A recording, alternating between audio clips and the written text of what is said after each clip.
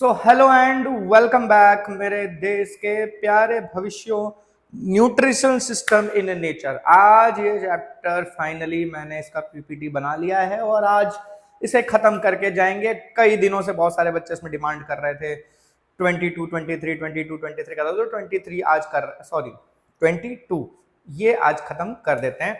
तो चैप्टर का नाम है न्यूट्रिशनल सिस्टम इन नेचर। अब यार एक बात बता दो, देखो बच्चे बहुत सारे ना इम्पेशेंट हो जाते हैं, उनको लगता है नहीं नहीं नहीं ये तो नहीं डालेंगे, बातें कर रहे भाई, कुछ प्रॉब्लम की वजह से चीजें अटकती हैं। टेंशन मत लो, जो बोलता हूं वो चीज करके दूंगा। तो यहां पर अब हम बात करेंगे इसमें चैप्टर के इंट्रोडक्शन की बात करें तो कुछ चीजें टेक्स्ट बुक में लिखी हैं, जैसे कि अब अगर आप नोटिस करो तो जो पेड़ पौधे कुछ तो हम उगाते हैं, ठीक है, जिन्हें हम नहीं उगा रहे हैं, जैसे जंगलों में बहुत सारे पेड़ पौधे उगते हैं, उनको क्या हम पानी देने जाते हैं, क्या हम उसमें फर्टिलाइजर डालने जाते हैं? हम कुछ नहीं करते, फिर भी वो सरवाइव कर रहे हैं, ठीक है।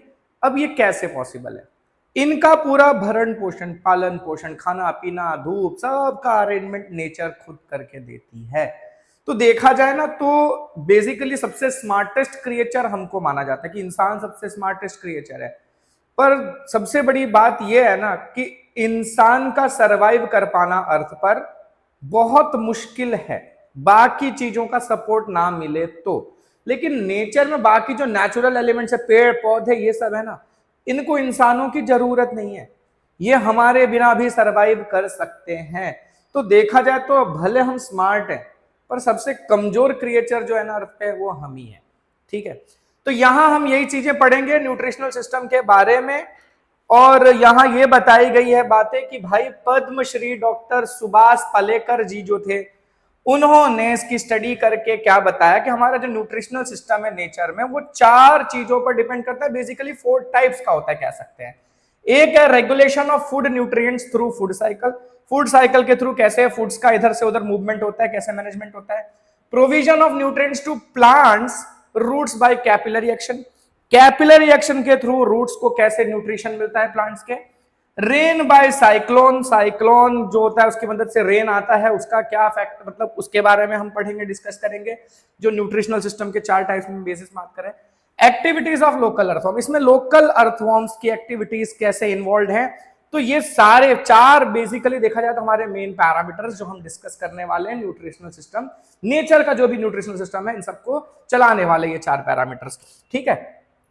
तो पहला बता रहे हैं regulation of food nutrients through food cycle. अच्छा, एक चीज और बुक में एक बार बार लाइन लिखी है 2-3 बार इस चैप्टर में, कि जो भी ये मतलब नेचर का लॉ है कि जो नेचर से किसी और चीज में जाता है, अल्टीमेटली घूम फिर के वापस नेचर में ही मिल जाता है।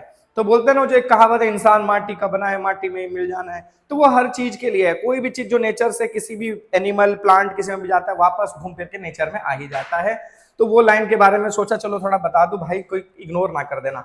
अच्छा, पहला पॉइंट जो हम पढ़ने वाले थे न्यूट्रिशन सिस्टम में, पहला जो पैरामीटर उसका regulation of food nutrients through food cycle, कैसे फूड न्यूट्रिएंट्स का रेगुलेशन होता है। इसमें 4 चीजें आती हैं, carbon cycle, water cycle, energy cycle और ह्यूमस। इनके बारे में आपने पहले भी छोटी क्लासेस में सुन रखा होगा, पढ़ रखा होगा, ठीक है। कार्बन साइकिल क्या है? कार्बन का मूवमेंट। अब कार्बन का मूवमेंट कैसे होता है? वैसे तो बहुत सारी चीजों में होता है, लेकिन बेसिकली हमारे बुक में हमको प्लांट्स के रिलेटेड दिया हुआ है।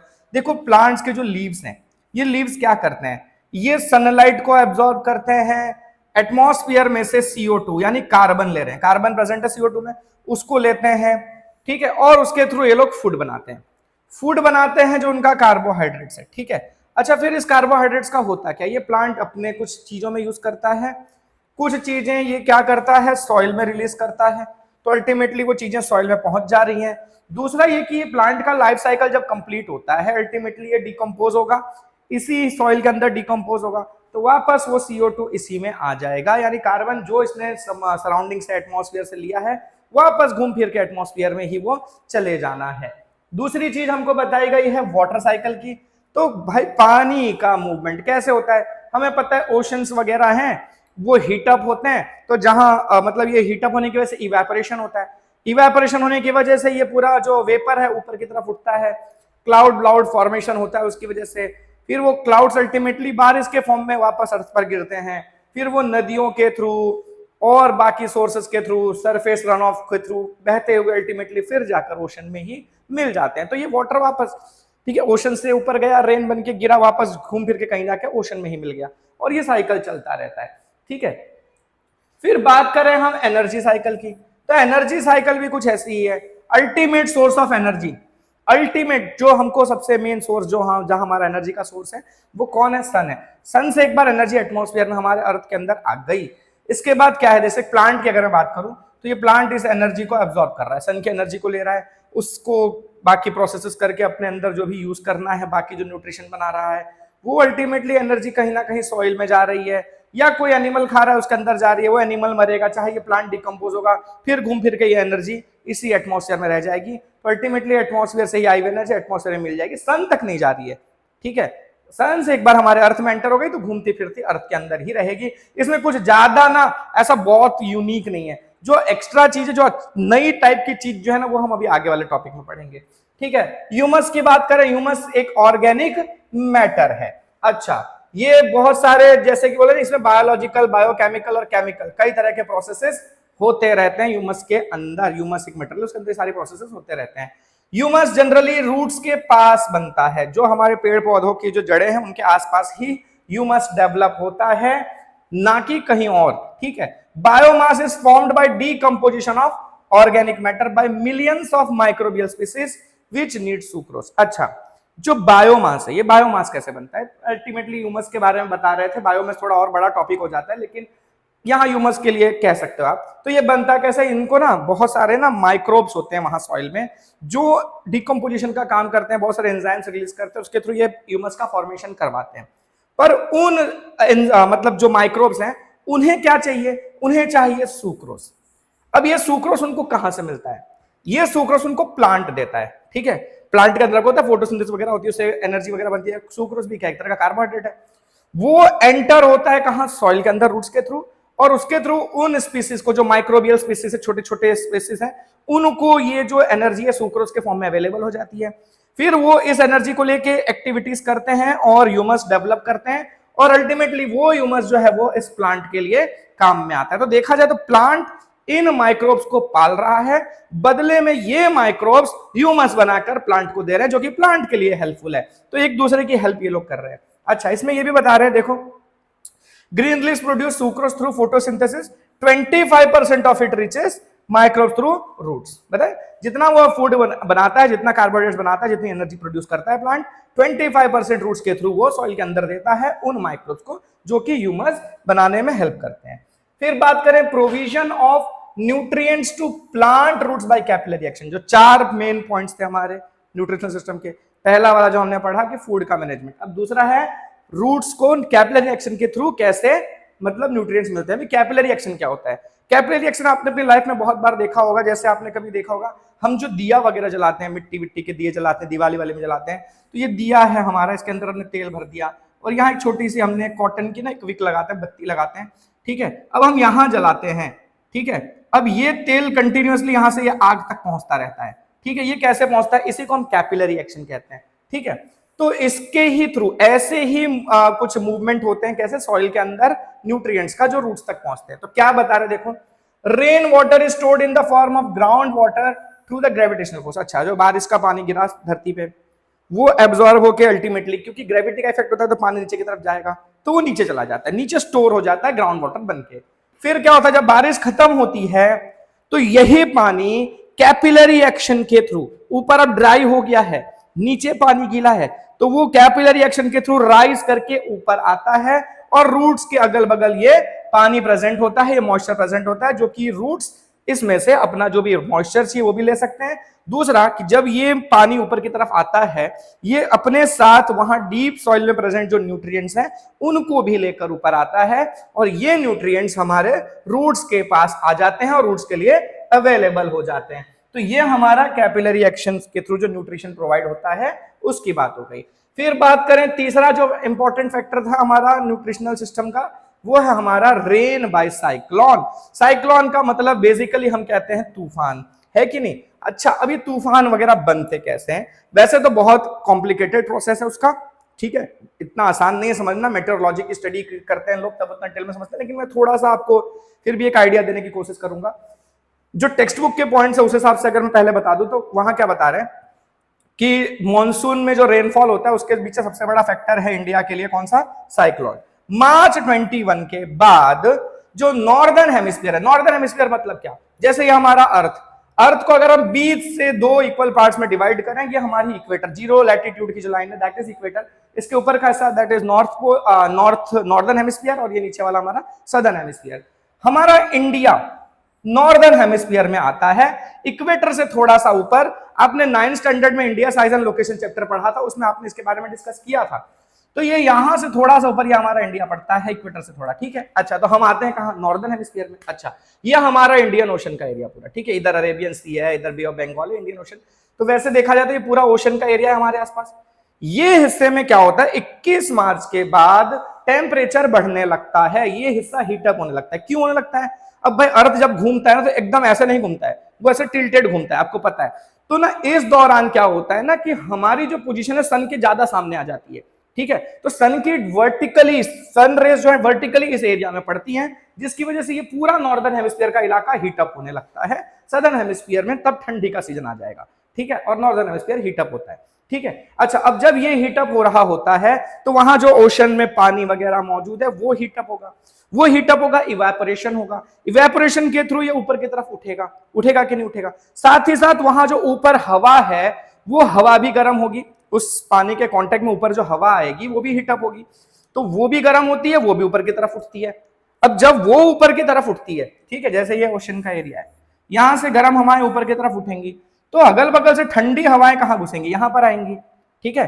और ये साथ में थोड़ा बहुत मॉइस्चर ऊपर उठेगा, ये मॉइस्चर और बीच में आ गई गर्म हवाएं, बगल में आ गई ठंडी हवाएं, इसके मिक्सचर की वजह से वहां पर ना साइक्लोनिक डिस्टर्बेंस मतलब गोल गोल घुमाव पैदा होता है, इसी को हम कहते हैं साइक्लोन, ठीक है। तो इस तरह से साइक्लोन बनता है, और ये साइक्लोन आप देखोगे, नोटिस करना, जब भी इंडिया में बारिश का सीजन आने वाला होगा उससे पहले साइक्लोन जरूर आता है, इंडिया में तूफान आएगा ही आएगा, ठीक है। वह इधर बंगाल के साइड बे ऑफ बंगाल में उठता है तो इधर आता है, अरेबियन सी से उठता है तो इधर आता है, ठीक है। तो ये दोनों तरह से साइक्लोन्स इंडिया में आते हैं, हर साल आते हैं, आप नोटिस कर लेना। जब यहाँ का जो हमारा मानसून सीजन स्टार्ट होने वाला होगा तो उधर आएगा, फिर तमिलनाडु के एरिया में जो आने वाला था उसके पहले उड़ीसा वगैरह में तूफान आता है, हर साल आता है, और उड़ीसा में तो बहुत तबाही लाता है, जो उड़ीसा के लोगों को उनको पता होगा, ठीक है। अच्छा, तो ये सारी चीजें मैंने आपको बता दी। फिर क्या बता रहे थे, the ocean begins to heat up, इसलिए कुछ छूटा तो ना हो। अच्छा, इसमें एक चीज ये बता रहे हैं, साइक्लोन इंडियन एग्रीकल्चर के लिए बहुत ही इंपॉर्टेंट है, ठीक है। इंडियन एग्रीकल्चर में उसका बहुत इंपॉर्टेंट रोल है, क्योंकि इसी साइक्लोन के थ्रू जब साइक्लोन आता है ना, बताया ना कि साइक्लोन के अंदर हवाएं जो है उसके अंदर मॉइस्चर भी बहुत ज्यादा प्रेजेंट है। जब ये एंटर होता है तो साथ में बहुत सारी बारिश होती है, ठीक है, तो वहां बारिश की वजह से पानी भी अवेलेबल हो जाता है। अच्छा, अब इसमें क्या होता है ना, साइक्लोन की वजह से कुछ नुकसान भी होते हैं, जैसे कि जो केमिकल फार्मिंग से हम चीजों को उगाते हैं, जिन क्रॉप्स को, उनको बहुत ज्यादा नुकसान पहुंचता है साइक्लोन की वजह से, क्योंकि वो ना केमिकली जो हम चीजों को उगाते हैं ना वो बहुत स्ट्रांग नहीं होते हैं, ठीक है। वो प्रोडक्शन वगैरह ज्यादा देते हैं हमको, बट स्ट्रांग नहीं होते, जिसके से इस साइक्लोन का मतलब उनके ऊपर ज्यादा बुरा असर पड़ता है और ये क्रॉप्स डैमेज हो जाती हैं। जबकि जो ऑर्गेनिक फार्मिंग से उगाए जाने वाले क्रॉप्स हैं वो जनरली स्ट्रांग होते हैं और वो इन साइक्लोन्स को झेल सकते हैं और वो डैमेज नहीं होते। तो ये एक इंपॉर्टेंट पॉइंट दिमाग में रखना साइक्लोन वाले पॉइंट में, ठीक है। अच्छा, फिर बात करें एक्टिविटी ऑफ लोकल अर्थवॉर्म्स, तो लोकल अर्थवॉर्म की कुछ कैरेक्टरिस्टिक्स। पहली चीज बताइए, लोकल अर्थवॉर्म सॉइल खाते हैं, मिट्टी को खाते हैं। अच्छा, अगर उनको खाना नहीं मिला तो भी इधर उधर भाग के नहीं जाएंगे, वो उधर ही पड़े रहते हैं, they don't move elsewhere but remain dormant inside the soil. Dormant है मतलब एक्टिव नहीं, इनएक्टिवली पड़े हुए वहां पर, ठीक है। तो ये लोग वहीं रहते हैं, मतलब पड़े हुए रहने का मतलब अपनी एक्टिविटी उतने एरिया में ही करते रहेंगे, कहीं और नहीं जाएंगे, ठीक है। अच्छा, ये अपनी कंटिन्यूअसली अपनी एक्टिविटीज करते रहते हैं, चाहे वो हाई टेम्परेचर में हो चाहे लो टेम्परेचर पर। जब आप डेजर्ट्स में चले जाओ, राजस्थान का जो डेजर्ट एरिया ड्राई वाला एकदम हीटअप वाला एरिया वहां पर हो, या आप हिमालयन रीजन में ठंडे क्लाइमेट में चले जाओ, हर जगह पर अर्थवॉर्म अपना काम करते रहते हैं, कोई ठंडी गर्मी से उनको तकलीफ नहीं है। बात करें contribution of local earthworms in building healthy soil. अब अगर इस चैप्टर से मतलब शॉर्ट नोट बड़ा आने का अगर चांस है, वैसे तो 2 मार्क्स का ही चैप्टर है, तो मेरे हिसाब से तो ज्यादा बड़ा क्वेश्चन आने का कोई चांस नहीं है, लेकिन फिर भी अगर आ गया तो देखो आ सकता है, ये ज्यादा फेवरेट लगता है मुझे, ठीक है, चाहे वो कैरेक्टरिस्टिक्स वाला हो चाहे ये वाला हो। बता रहे हैं कि लाइफ स्पान जो होता है ना इसका 15 साल का होता है अर्थवर्म का। ठीक है, शॉर्ट क्वेश्चन आएगा तो ये पूछ सकते हैं इसमें। ठीक है, तो 15 साल की उसकी लाइफ साइकिल है, उस दौरान वो बिलियंस ऑफ होल्स बनाता है, कंटिन्यूअसली होल्स बनाता रहता है, सॉइल के अंदर मूव करते करते छेद बनाता है, नीचे जाता है, ऊपर आता है, ये काम उसका। They go deep, dig a hole, come up from another hole, यहां से जाएगा छेद करता हुआ नीचे, फिर वहां से घूम के छेद करके कहीं बगल से निकलेगा, वापस उसी होल से नहीं आएगा, ऐसा नहीं सीधा सीधा, ना ना ना भाई, मतलब मजे लेके घूमता फिरता रहता है, मतलब टहलता रहता है उतने एरिया में। ठीक है, अच्छा, फिर जब when they come on the surface of the soil they leave a mineral rich waste, जब ये सॉइल में ऊपर की तरफ आता है तो वो एक मिनरल, बहुत मिनरल से भरपूर वेस्ट को वहां रिलीज करता है, इस वेस्ट को कहा जाता है हगार। ठीक है, अच्छा, ये जो चीज है ना, ये फिर इसका जो मूवमेंट है, बार बार नीचे जाना ऊपर आना, इसकी वजह से वहां पर सॉइल जो है ना वो पोरस हो जाता है। पोरस मतलब सॉइल के पार्टिकल्स के बीच में गैप बनता है जिसके से एयर अंदर जा सकती है, तो वहां एरेशन मिलता है, वो एयर प्लांट्स के लिए बहुत हेल्पफुल होती है। साथ ही साथ वो भाई नाइट्रोजन वगैरह आपने सुना होगा, वो सब बहुत वहां पर मतलब प्रेजेंट होगा, तो प्लांट्स को काम आता है वो। ठीक है, फिर as it moves up down it secretes enzyme from its body and forms a lining on the inside of these so the holes resist external pressure. अच्छा, अब एक चीज ही, ऊपर नीचे मूव करते टाइम एंजाइम्स भी रिलीज करता है, वो एंजाइम्स भी बहुत हेल्पफुल है। साथ ही साथ जब वो नीचे की तरफ मूव कर रहा है, ऊपर की तरफ आता है, एक लाइनिंग बनाता है, मतलब एक स्ट्रक्चर बनाता है वहां पर, तो वो थोड़ा स्ट्रेंथ मिल जाती है उस हिस्से में सॉइल को, जिसकी वजह से ना एक्सटर्नल प्रेशर की वजह से वो डैमेज नहीं होता स्ट्रक्चर। और जब मतलब मान लो पतला सा पाइप जैसा एकदम ऐसा पतला सा लाइनिंग बना के गया है वो, ठीक है, तो वो गैप के थ्रू क्या होगा ना, पानी वानी जो होगा ना वो यहां से नीचे की तरफ जा सकता है, ग्राउंड वाटर बढ़ाने में हेल्प आएगा उससे। अच्छा, अगर ये इतना लाइनिंग नहीं बनाता ना तो क्या होगा ना, जैसे एक गैप नहीं बना तो यहाँ सॉइल आ जाएगा, भर देगा इस गड्ढे को, तो फिर पानी को जाने में दिक्कत होगी। लेकिन ये इतना मस्त लाइनिंग बनाता है कि वो एक्सटर्नल प्रेशर को झेल सकता है, जिसकी वजह से पानी सीप करके अंदर नीचे की तरफ जाता है और ग्राउंड वाटर लेवल बढ़ने में इसकी वजह से हमको हेल्प मिलती है। तो मतलब सॉइल को तो फर्टाइल बना रहा है बहुत काम का, लेकिन ग्राउंड वाटर लेवल भी बढ़ाने में हेल्प करता है। When earthworms enter soil they eat soil, sand, raw stone, मतलब मिट्टी खाते हैं, रेती खाते हैं, जो चट्टाने होती है, पत्थर होते हैं, कच्चे पत्थर बहुत ज्यादा स्ट्रॉन्ग है, उनको भी खाते हैं ये लोग, उनमें भी एंजाइम डाल के खा खा के उनको भी पचा डालते हैं। फिर धीरे धीरे नीचे की तरफ चले जाते हैं जहां सॉइल सॉफ्ट होती है, डिस्ट्रॉइंग डिजीज कॉजिंग पैथोजेंस। जब ये नीचे जाएंगे तो ऐसे पैथोजेंस भी मिलते हैं इनको जो प्लांट्स के लिए डिजीज कर सकते हैं, ये उनको खत्म कर देते हैं, पचा डालते हैं उनको। और साथ ही साथ जो बेनिफिशियल ऑर्गेनिज्म है, कुछ ऐसे हेल्पफुल ऑर्गेनिज्म है प्लांट्स के लिए, उनको ये लोग खा लेते हैं, निगल लेते हैं, पर उनको पचा के खत्म नहीं करते हैं, उनको फिर वो लोग एक्सक्रीटरी सिस्टम के थ्रू बाहर रिलीज कर देते हैं, उनको डैमेज नहीं करते हैं, नुकसान करने वाली चीजों को डैमेज करते हैं और जो अच्छी चीजें उनको वापस रिलीज करके छोड़ देते हैं। तो मतलब काफी, मतलब कह सकते हैं यार बहुत ही हेल्पफुल है। आप छोटी क्लासेस में पढ़ते रहे हो कि अर्थवर्म्स जो होते हैं फार्मर के फ्रेंड कहलाते हैं, देखो कैसे फ्रेंड है फार्मर के, कितना हेल्प करते हैं। फिर ये जो अर्थवर्म का एक्सक्रीटा है, इसके अंदर बहुत सारा न्यूट्रिशन प्रेजेंट होता है, ठीक है। This minerals play an important role in growth of the vegetation, भाई जाहिर सी बात है वो प्लांट्स की ग्रोथ में हेल्प करेगा। It's excreta contains highly used antibodies that boost the immunity of the plants. इसके एक्सक्रीटा में, इसका जो टॉयलेट है उसके अंदर ऐसे ना एंटीबॉडीज प्रेजेंट होते हैं जो कि इस प्लांट को बीमारियों से लड़ने में भी मदद करते हैं, उसको स्ट्रेंथ प्रोवाइड करते हैं, उसकी इम्यूनिटी को बढ़ाने में हेल्प करते हैं। अच्छा, this create suitable healthy soil, तो इसकी वजह से अब देखो अच्छा खासा हेल्दी सॉइल हमको मिलता है, और अगर वो सॉइल हेल्दी होगा तो वहां उगने वाला प्लांट भी हेल्दी होगा, और उस प्लांट को अगर कोई एनिमल खाता है, इंसान खाते हैं, कोई बर्ड्स कुछ भी उसको खाते हैं, तो उनको भी उससे बहुत अच्छा खासा मतलब न्यूट्रिशन मिलता है, वो भी अपनी एक हेल्दी लाइफ जी सकते हैं। तो इस तरह से हमारा अर्थवर्म बहुत इंपॉर्टेंट है, ठीक है। तो ये हो गया हमारा चैप्टर खत्म। चैप्टर छोटा है, अब मैं इसका रैपिड रिवीजन भी बनाऊं तो भी इतना ही हो जाएगा, तो इसको ही आप रैपिड रिवीजन की तरह लेके पढ़ना। और अगर कुछ डाउट है तो कमेंट सेक्शन खुला हुआ है, आप जो भी चीजें मेंशन करो। मिलते हैं नेक्स्ट वीडियो में, टिल देन बाय।